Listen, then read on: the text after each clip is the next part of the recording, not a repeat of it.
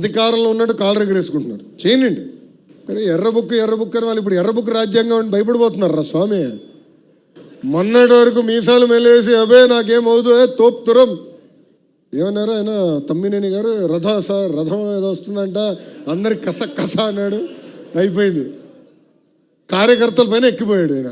మీరు అందరూ వైకాపాలను ఒకటే అడగాలి. అధికారంలో కలవలేకపోయారు, అది డిఫరెంట్ స్టోరీ. ప్రతిపక్షంలో ఉన్నాడు, ప్రతిపక్ష హోదా కూడా లేదు. పులివెందుల ఎమ్మెల్యేనే, ఫుల్ టైం ఉంది. ఎందుకు మిమ్మల్ని కలవట్లేదు? కనీసం ఇప్పుడు కూడా కలవట్లే, ఒక్క ఫోటో కూడా దిగట్లా. అంటే సొంత కార్యకర్తలంతా ఎంత చిన్న చూపు ఒక్కసారి మీరు ఆలోచించాలి. అరే ఎర్రబుక్ గురించి మాడితే ఒకటికి గుండెపోటు వచ్చింది భయ్. ఇంకొకటి పరిస్థితి ఎలా ఉందో మీకు బాగా తెలుసు కదా. ఏదో మాట్లాడేశాడు. నా గురించి మాట్లాడినప్పుడు నేను బాధపడలా. ఎప్పుడైతే మా తల్లి జోలికి వచ్చాడో ఆనాడే నేను ఫిక్స్ అయ్యా. టైం వస్తుంది మీకు చూపిస్తారో ఒక్కొక్కటి సంగతి. చూశారు కదా పరిస్థితి. ఏనా తల్లి జోలికి వస్తే వదిలిపెడతాం మనం? ఎవరిని వదిలిపెడతారా? ప్రసక్తేలే. ఇంకొకడు ఉన్నాడు, ఎర్ర బుక్ చెప్తే బాత్రూంలో కాలు జారిపడి చీర కొట్టుకున్నాడు. ఒక పద్ధతి ప్రకారం వెళ్తున్నాం, చట్టపరమైన నిర్ణయాలు తీసుకుంటున్నాం. అందుకే మనం తీసుకున్న నిర్ణయం ఈరోజు ఎవడో ప్రశ్నించలేకపోతున్నాం. ప్రజలు కూడా ఎస్ బాగా చేస్తున్నారు, వీళ్ళకి తెలియాలరా అనేది ప్రజలు కూడా భావిస్తున్నారు. అట్లా అని కాళ్ళు రెగరేసుకుని మనం తిరగకూడదు, అహంకారంతో మనం వివరించకూడదు. ప్రజల దగ్గరికి వెళ్ళాలి సౌమ్యులుగా. వేదిక ఉన్న పెద్దల దగ్గర నుంచి కుటుంబ సాధికార సారథి వరకు కూడా సౌమ్యులుగా వివరించాలి, అందుబాటులో ఉండాలి, తెలుసుకోవాలి. దేవుడు కూడా అందరి కోరికలు తీర్చలేడు, కానీ మనవంతు మనం ప్రయత్నించాలి. ఇప్పుడు రవణ అనేక అద్భుతమైన కార్యక్రమాలు చేస్తున్నారు, నియోజకవర్గంలో కూడా బాగా జరుగుతున్నాయి.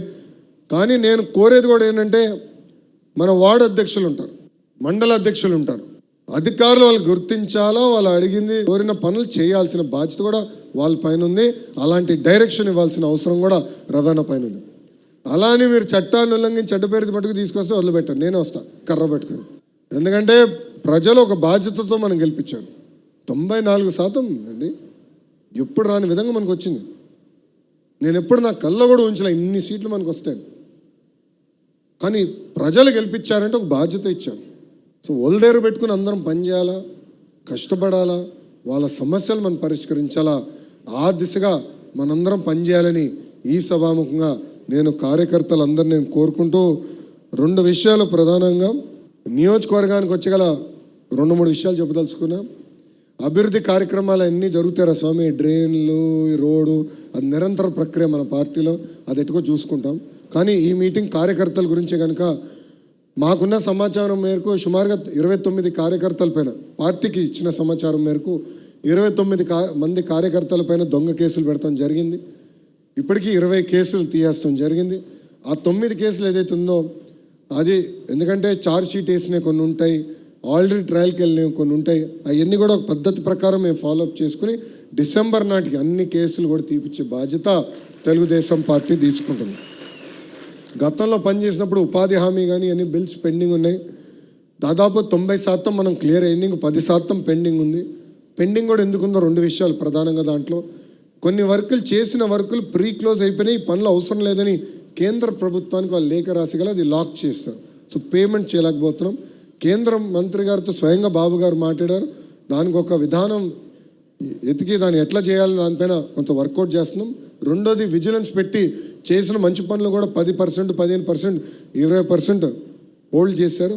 ఆ విజిలెన్స్ ఎంక్వైరీ పూర్తి చేస్తున్నాం, చేసి ఆ డబ్బులు తిరిగి ఇప్పించే బాధ్యత కూడా మేము తీసుకుంటామని ఈ సభాముఖంగా కార్యకర్తలందరికీ నేను హామీ ఇస్తూ, ఈరోజు మనం గెలిచాం. 3 పార్టీలు కలిసికట్టుగా గెలిచాం. Telugu Desam party, Janasena party, Bharatiya Janata party కలిసికట్టుగా పనిచేశాం. సిద్ధాంతాలు వేరైన ఆలోచన ఒకటే, అది ఆంధ్ర రాష్ట్రం అన్ని రంగాల్లో నంబర్ 1 ఉండాలని. వేరే పార్టీలు వేరే సిద్ధాంతాలు ఉండొచ్చు, కానీ మన పార్టీ ఆలోచన ఒకటి ఉంటుంది. ఆ దిశగా మనం కలిసికట్టుగా ముందరికి వెళ్తున్నాం. ఈరోజు ఎస్ ఆంధ్ర రాష్ట్రం డబుల్ ఇంజిన్ సర్కార్ ఉంది.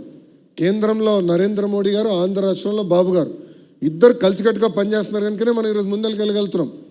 ఈరోజు ఎంత ఆర్థిక ఇబ్బందులు ఉన్న సంక్షేమ కార్యక్రమాలు మనం చేయగలుగుతున్నాం అంటే వాళ్ళ సహకారం ఉంది. విశాఖ స్టీల్ ప్లాంట్ మనం కాపాడుకున్నామంటే వాళ్ళ సహకారం ఉంది. రైల్వే జోన్ వచ్చిందంటే వాళ్ళ సహకారం ఉంది. రేపు కర్నూలులో ఏకంగా మనకి హైకోర్టు బెంచ్ వస్తుంది, దాని కూడా కేంద్ర ప్రభుత్వ సహకారం ఉంది. అంటే ఆంధ్రులు కోరిన అన్ని కోరికలు ఈరోజు పద్ధతి ప్రకారం నరేంద్ర మోడీ గారు తీర్చుకుంటూ వస్తున్నారు.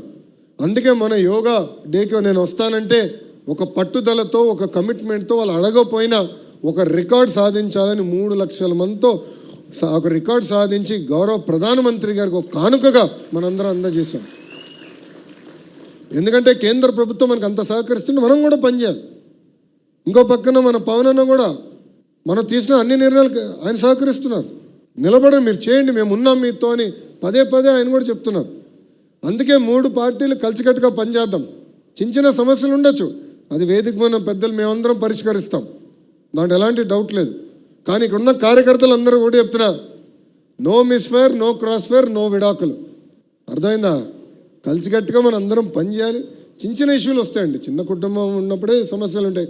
ఇంత పెద్ద కుటుంబం ఉన్నప్పుడు సమస్యలు వస్తాయి. కూర్చొని మాట్లాడుకుందాం. ఎవడు పెద్ద కంగారు పడాల్సిన అవసరంలే, ఎవడు రోడెక్కాల్సిన అవసరంలే. మనం అధికారంలో ఉన్నాం, ప్రశాంతంగా చేద్దాం. మన కూటమిని బలోపేతం చేద్దాం, మన పార్టీని మనం బలోపేతం చేసి ముందరికి వెళ్దామని ఈ సభాముఖంగా మీ అందరు తెలుపుకుంటూ, చివరిగా వార్డు అధ్యక్షులు వార్డులో ఉన్న సమస్యలు మీరు పరిష్కరించాలి. ఒకవేళ మీ వల్ల అవ్వకపోతే కంపల్సరీగా మన పట్టణ పార్టీ అధ్యక్షుడు తీసుకురాలి. ఆయన కూడా చేయలేకపోతే కంపల్సరీగా కొల్లు రవి అన్న మీరు పట్టుకోవాలి, కూర్చోబెట్టి పరిష్కరించుకోవాలి. రవి అన్న కూడా చేయలేకపోతుంటే కంపల్సరీగా పార్లమెంట్ పార్టీ అధ్యక్షుడికి బాధ్యత ఉంది, ఆయన చేయాలి. ఆయన వల్ల కూడా అవ్వకపోతే జోనల్ కోఆర్డినేటర్ రంగంలోకి దిగుతాడు, ఎందుకు అవ్వలేదా అని అధికారులు వాయిస్తాడు. ఆయన వల్ల కూడా అవ్వకపోతే పల్లా గారికి చెప్తారు, దాని తర్వాత నేను దిగుతాను. ప్రాసెస్ ఫాలో అవుదాం.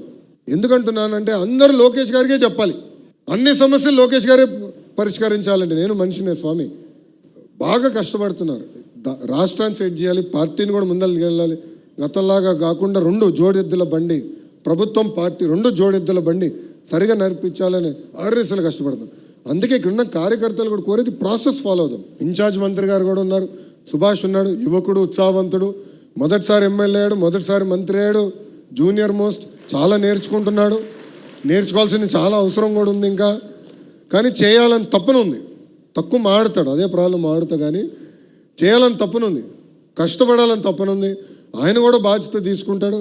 నేను ఇప్పుడే చెప్తున్నా, ఎప్పుడు జిల్లాకు వచ్చినా కూడా కంపల్సరీ మంత్రి గారు 2 రోజులు ఉండాలి, మీటింగ్లు పెట్టుకోవాలి. రొటేషన్లో ఒక్కొక్క నియోజకవర్గంలో మీటింగ్ పెట్టుకుని అక్కడ ఉన్న సమస్యలు ఉంటే డైరెక్ట్గా తెలుసుకుని పరిష్కరించాల్సిన బాధ్యత కూడా ఆయన తీసుకోవాలని ఈ సభాముఖంగా ఇన్ఛార్జ్ మంత్రి గారు కూడా నేను తెలియజేస్తూ, ఇది కార్యకర్తల సమావేశం. ఆ రూమ్లో అందరితో ఫోటో దిగిన తర్వాతనే నేను వెళ్తా. సో ఎవరు కంగారు పడాల్సిన అవసరంలా, ప్రశాంతంగా చేద్దాం, శాంతియుతంగా చేసుకుందాం, క్రమశిక్షణతో అందరితో, చివరి వ్యక్తితో ఫోటో దిగిన తర్వాత నేను వెళ్తా. అవసరంతో భోజనం ఇచ్చేదానికి ఇబ్బంది లేదు. పార్టీ ఆలోచన విధానం కార్యకర్తలు గౌరవించాలి.